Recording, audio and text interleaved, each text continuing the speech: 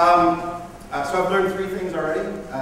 That you can eat cod sperm, which is incredibly weird, and that spoons hurt. You spank them. I was spanked with them. And there's a mother carrying competition, is that right?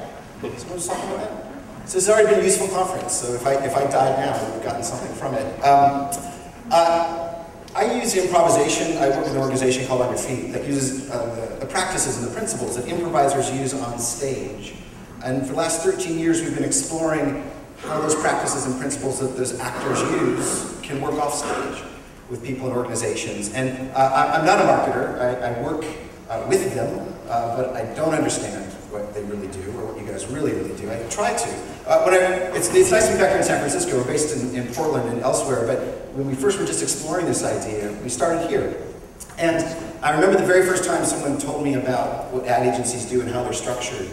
And someone said, so there's these different departments. There's this one and that one and this one, and then there's the creative department, which was really curious to me. And it still is, actually, after all this time.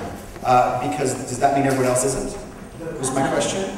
And actually, as I started to explore and investigate, I actually learned that, well, there is a bit of that sentiment, actually, even if it's not the case. And I just thought that was interesting as well. So it's been really, actually, to be a bit serious, it's been sort of incredibly heartening and sort of beautiful, actually, to be here, because I'm hearing language in this room about collaboration and about partnerships and about participation.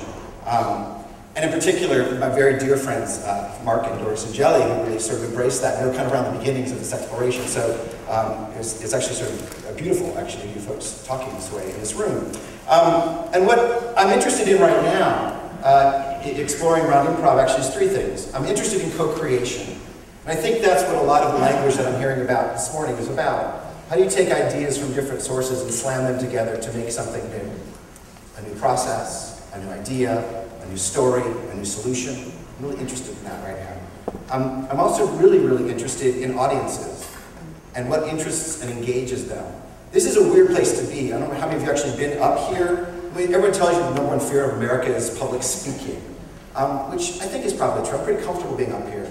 But your body changes when you're here and you've got all these people staring at you, and physiologically you change. And what's interesting, a quick story, then I'll dive into something that we'll do, but my colleague Brad, who you're going to meet in a moment, we were driving to New York City. We rented a car, we were doing some work in Connecticut. We're driving to New York City, and we see this sign that Bruce Springsteen was playing that at Madison Square Garden.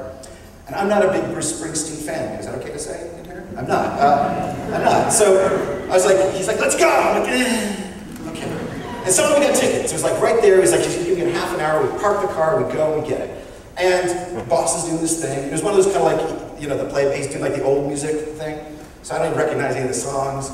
And I get a little bored, which is probably, you know, not the right thing to do. But what I did was I turned around. We were pretty close up. And I turned around and I started to watch the audience. I don't know if you've ever watched audiences when you've been in an event.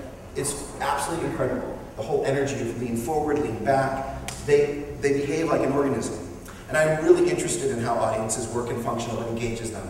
And the last thing I'm really interested in is the idea of incompleteness.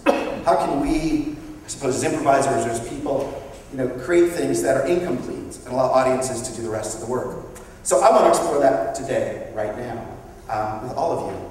So I'm going to do something that is probably you're not allowed to do. I'm going to break a rule. I'm going to piss somebody off here right now. Because I need to take this sign down behind me.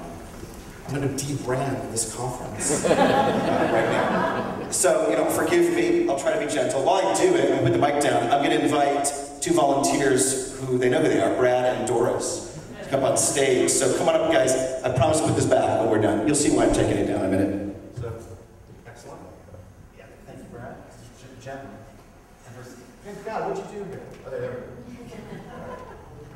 Perfect. Got it? All right. We promise to put this back. Promise. All right. These are 2 volunteers, and these folks are going to perform an improvised scene for you right now.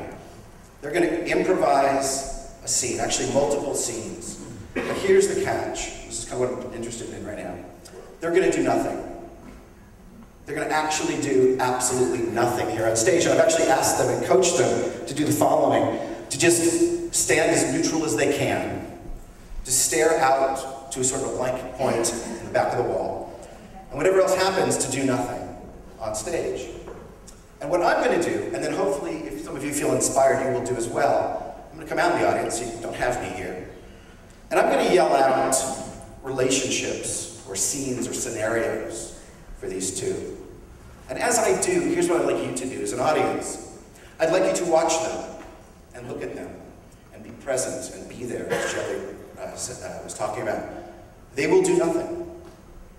I'd like you just to notice them, and then I'd like you to notice yourself. And we'll move on, and we'll see what happens. This has never worked before. So here we go. These are two 7th graders who have been sent to the principal's office and are waiting to be punished.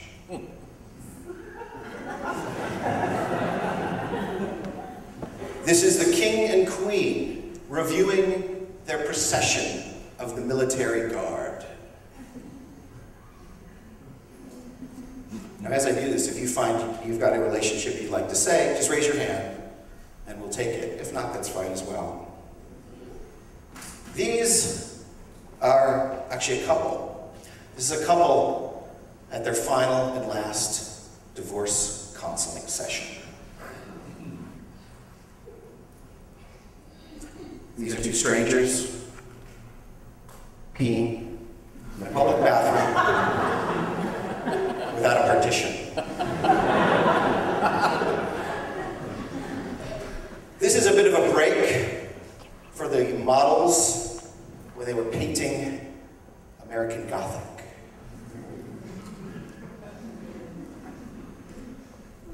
These are two Supreme Court justices listening to an argument.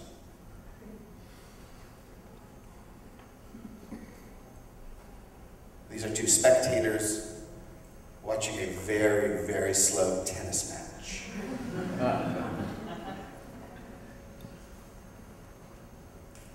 These are two gamers looking at their video screen and wondering why it's frozen.